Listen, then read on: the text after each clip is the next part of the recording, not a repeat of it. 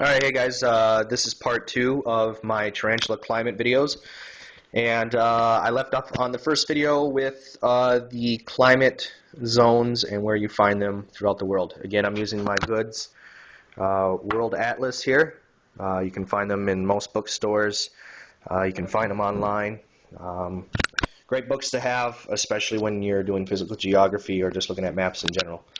But again, this is part 2 of Tarantula Climates. Again, this video is to give you a basic knowledge of how to regulate the temperature and the humidity for your teas, for which teas need drier or moister or more humid setups, and so on and so forth. So again, just to recap off on the first video, if you go about 10 degrees north and south of the equator, you will find your stretch of A climates that are your tropical rainforests and your excuse me, tropical savannas. Bordering those, you will go into the B climates. The B climates are here in an orange color, yellowish color, and you'll find them north and south, and that's very typical. You divide the world into two hemispheres, the north hemisphere and southern hemisphere, going north from the equator or south from the equator. You start out right around the equator, like I said, with your tropical climates, then you move out further to your dry desert climates, and then you move even further out, and in bordering those you will find your sea climates, which are your subtropical savannas and your humid subtropicals. So anyways, to kind of go back to the climates here, the tarantula origins, those of which that you will find in your A climates, those again are your tropical rainforest, your tropical savanna. Those are the ones that are wet, high temp, high humidity. Those you'll find climates in Brazil, Central Africa, and India, southern India for the most part, eastern India, and then PIN, your Pacific Island nations, or the Philippines. I just shorten it with PIN. Your B climates are your drier climates. You'll find those in the southwest U.S. Let me just get this moved over here real quick. Your southwest U.S., your western and southern South America here, Chile and so forth. Your Sahara Desert in Africa, southern Africa, and again, mostly Australia is your desert species, tarantulas. Your sea climates, southern U.S., Uruguay, Paraguay, northern India, and east Australian coast. So your sea climates, like your CWA, your CFA, you will find in Uruguay and Paraguay here in South America. You will find it in the southern to southeast U.S., and you will find that in, here's India, you'll find it in northern India around the Himalayas, and for Australia you will find it over by Queensland and Sydney. All of your east coast, east Australian coast areas will be your sea climates. So, which tarantulas are in these climates? Well, I tried to go with a wide range. I tried to get a little bit from each continent of where you will find these different climates. And to start off, the A climates. Your tarantulas in the A climates will be your T. blondie, your Goliath bird eater, your GBB, your green bottle blue, your Lacidoria species like the Brazilian salmon, the Brazilian black, Grammostola pulchra, your Nandu species, and your Pocotheria species. These you will find throughout, these species you will find through South America, Africa, India, stuff like that.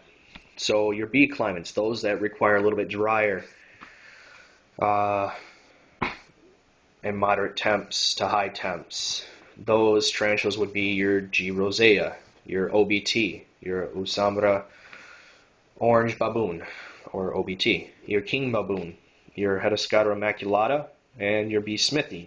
Again, these are your drier climate tarantulas, ones that kind of live in desert-like type areas. For the sea climate tarantulas, you will find the Grammostola pulchripes, formerly known as Grammostola aerostrata, your A. annex, your A. hensi, your H. lividium, and your P. crassipes. And these are the humid mesothermic climates where they're like if you're CFA, which is South U.S., like Texas, Alabama, Georgia, Mississippi, Florida, stuff like that, you pretty much have a lot of rainfall all year round, and it's warm. So anyways, if you guys have any questions about where your tarantula comes from or what type of climate it is, again, you can research it yourself, or you can send a question to me and I'll try to answer it to the best of my knowledge. But again, these are just some of the species that you will find in each climate. These are kind of your well-known species.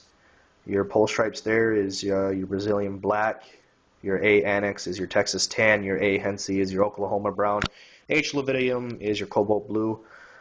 P. crassipes, thickfoot whistling spider, I believe. I might be wrong on that. Your G. rosea is your Chilean rose. OBT, again, is your Osamara orange baboon, RCF form. King baboon, Hedescata immaculata, your Togo starburst baboon, your B. smithi, which is your Mexican red knee. A climates, again, Pocotheria species like your P. metallica, P. Miranda, Formosa, Ornata, Regalis, stuff like that. Your Nandu chromatus, stuff like that. G. pulchra, that's your Brazilian black. Lacidoria, your Brazilian salmon, sorry. And your green bottle blue, your Venezuelan green bottle blue. T. blondie, again, those kind of come from tropical areas. So, moving on from that, one of the last places that I kind of want to touch up on, kind of going with the tarantulas and climates, I want to talk a little bit about the soils. Now this is where I'll probably lose a lot of you guys, and I'm not going to get very, how do I want to say it? I'm not going to sit here and throw a whole bunch of words that you probably don't know. I didn't know them until I took my physical geography class, but I want to touch base on the soils because the soils play a huge part in what type of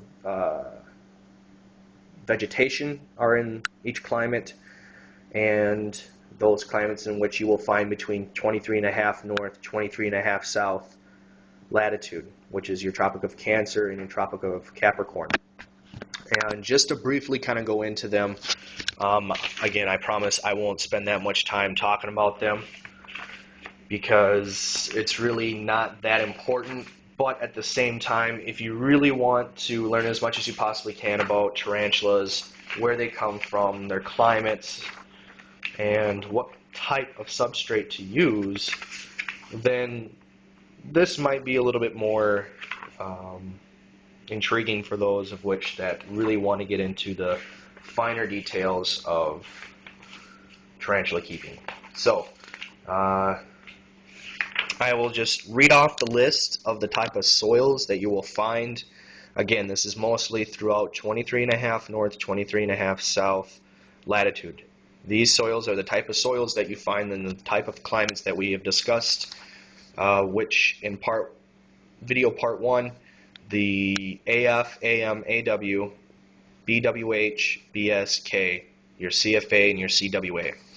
Those are the 7 climates that tarantulas hail from more frequently or more often. The other climate systems don't really, tarantulas, it's too cold or the conditions just aren't right for them to thrive. So going over those 7, these are the types of soils. Alifosoils, arid soils, entasoils, inceptosoils, monosoils, oxosoils, eudosoils, vertisoils, and mountain soils. Okay, And to give you an idea of where you find these, aphis soils, you'll find those in the Americas, North, South, Central, Africa, India, and Australia. And try to see if you guys can notice the pattern here of what continents you will find and what part of that continent you will find these soils. And that will give you an idea as to the type of substrate that would probably suit your species best. Your arid soils in the Americas, Africa, Australia, entasoils, South Africa, Australia, inceptosoils, South America, India. Monosoils, you'll find those mostly in the Americas when it pertains to tarantulas where they're found. North and South America and in Africa a little bit. Your eutasoils you'll find again in the Americas, kind of your CFA climates, which is your southern U.S., like Texas, Florida, stuff like that, and also in Brazil. Vertisoils you will find, oxysoils is next. You'll find those South America, Africa, eutasoils, Americas, and PIN, the island Pacific nations or Pacific Island nations, which is the Philippines, as I refer to them. Your vertisoils, you'll find those in India and Australia. And your mountain soils, you'll find those in your Americas, India, and the Pacific Island nations again. So the main characteristic about these different soils is you will find the more humid soils in the more humid climates. You'll find the drier soils in the drier climates. And if you want to look up these soils and their texture and their characteristics, physical characteristics, you can see, okay, well, my B. smithi comes from a desert climate. It's probably going to need a kind of a crumbly, dry substrate.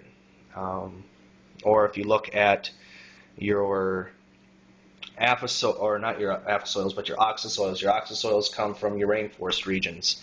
You want something moist, something that is kind of compactable for like your T. blondie or your GBB.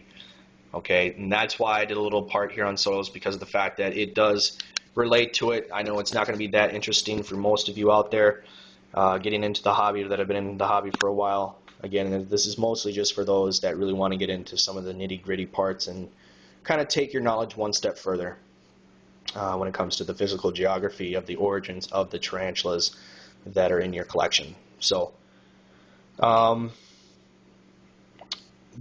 substrate that I would recommend the most, Eco Earth or Cocoa Soft or plantation soil has been my go-to. I know John 3800 has switched to plantation soil as his go-to. It comes in a brick form. But basically what it is, it's finely ground up coconut husk from plantations out in Asia.